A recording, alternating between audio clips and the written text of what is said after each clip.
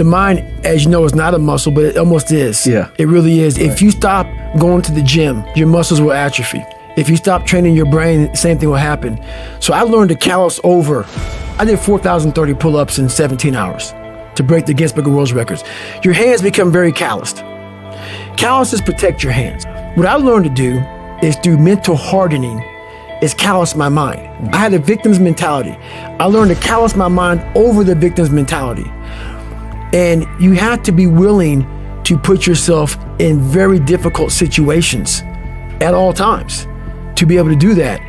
So my big takeaway of life is if you're constantly taking the easy way out, you're never gonna callous your mind. I was at MIT, they called a person like me to MIT to speak to some of the biggest head guys on the planet. I was on this panel, and I'll talk about it in my introduction of my book, and all these brainiacs were there, and they called me in.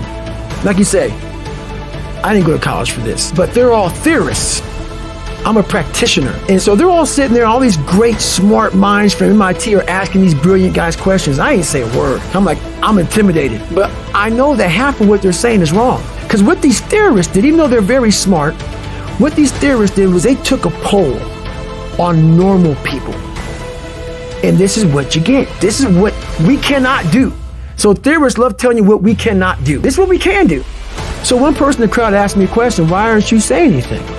I said, pretty much, I disagree with almost everything up here on this panel because I'm living proof that everything that they're pretty much saying is not true. I was a below average person. I was a chameleon living in life who could barely get by. So I know that they were taking the normal mindset of people. They weren't talking about the 1%ers, the people who want it like there's no tomorrow. And so that's what I started realizing was we have theorists and we have practitioners. So what's in my book is from going into the dungeon. And when you're in those points where you want to quit and not quitting and seeing how the mind starts to operate in those moments of fear, anxiety, self-doubt, insecurities. And that's where you learn to fix it. You don't fix it in 72-degree weather, drinking a milkshake, watching TV. You fix it by going into the environment. You have to cap it. You have to learn to cap success. So what I do is, like right now, I don't like doing podcasts. There's a lot of things I don't do that I have to do now to get the message out there to help people out. And what I mean by capping success, I believe everybody should live their life. So everything that someone says in life, take it with a grain of salt. Take what they give and don't be like, oh, David Goggins said this or whoever said this. No, do not take what I say and do exactly what I say. So for me, what makes me who I am, because my mission is very different than yours or anybody else's. I have to go into a situation where, okay, I'm a guy who wants to make people better. For people to get better, I have to continuously get better myself. For me to do that, I can't just say, oh, I have this resume, the resume is there forever, I'm good. I have to cap my success because for me to help people out, I can't just say I did it once and I'm good. I have to continue to reinvent the wheel of the mind and figure out more and more ways for you to pull. Because if I have a cookie cutter message, it may hit 5 people out of 25. You just failed. My message needs to be in a way where I can hit all 25 people. It needs to be broad enough to where all 25 people may not like the message, but they're getting something from it. And that is evolution. You must continue to evolve. And you don't evolve, for me, in my job, unless I cap myself somewhere and say, okay, you made this much money, get back to fucking work. It's time to get back to work. Stop hearing yourself talk, get off the podcast, don't be on social media too much, cut out all the fucking noise, get back to the mental lab, because that's where the knowledge came from.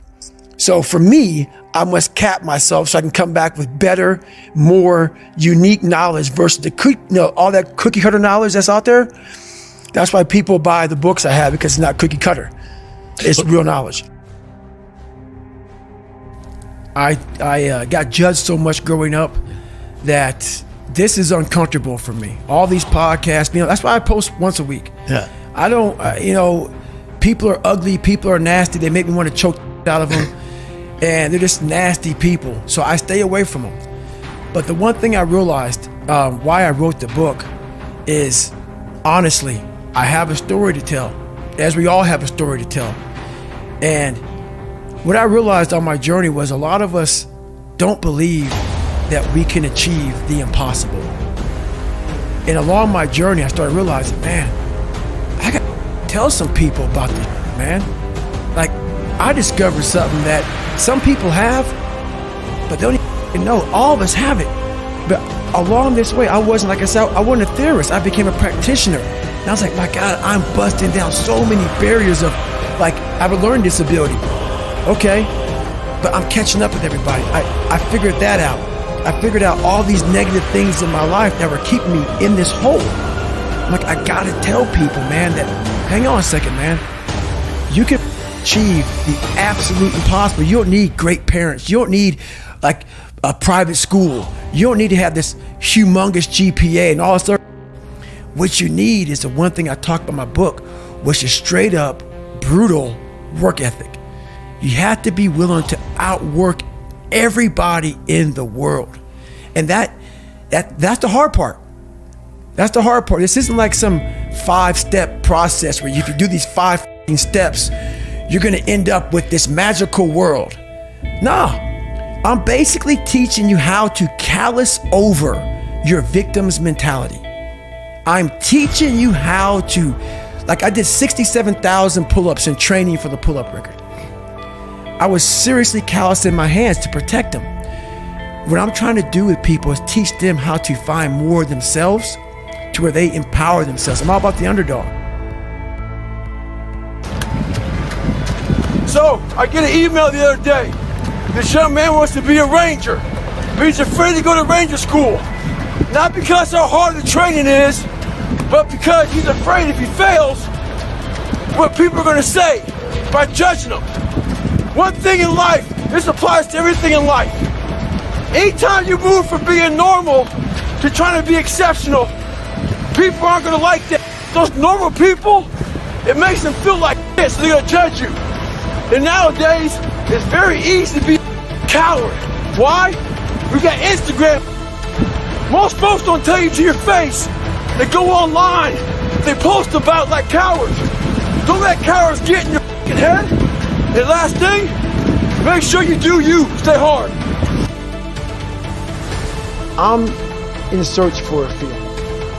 I'm not in search for a trophy. I'm not in search for love. I'm not in search for more followers on Instagram or social media. When I started this journey years ago, and I realized that I'm going to be somebody, and I'm searching for a feeling of true victory for myself, and only myself. The second I shut out the whole world and realized that one thing, that I am in this world alone. I'm fighting this race by myself. Yeah, I'm all about people, I'm all about team, I'm all about that. But I'm really all about right now and in my life, just like you said, no one knows the real truth about me, how hard I really go. I don't care if anybody knows. I don't want anybody to know. I'm an introvert. I live an introverted life. And I love that about me. That right there is my fuel. Is I know that there's really no one out there grinding like me. And if they are, so be it. If I know about you, I'll make sure that I up my game. I view myself as the weakest person on the planet Earth. My goal in life was to, in my mind, believe I'm the hardest man alive. And that's why the whole thing is can't hurt me. That's what it's about. It's about whatever you think you are, you have to make that dream a reality. But that's where the hard part is making that dream reality. That's where the hard work comes. That's where people know, how do you keep grinding every day? You have to make those insecurities, those fears. Like when I was 300 pounds, I didn't have any drive. I'm gonna go be a Navy SEAL. What kind of stupid is that, 300 pounds? There wasn't like a drive to go be a Navy SEAL. I was an insecure, lying kid, afraid. I had to look at my insecurities and in my fear and find drive in that. We're all looking for passion. Passion's all around you. You have a whole stack of it all around you. It's your insecurities. You gotta dive deep in that. It's all in there. All the energy and fuel you need is right in yourself. It's all there. You got a lot of stuff to do to overcome. And, that's where I found it. I found it right there in my own insecurities. I found drive in my own insecurities. And that's the most powerful thing in the world. When you can find drive in your own doubt, fear, insecurities, you become very unstoppable.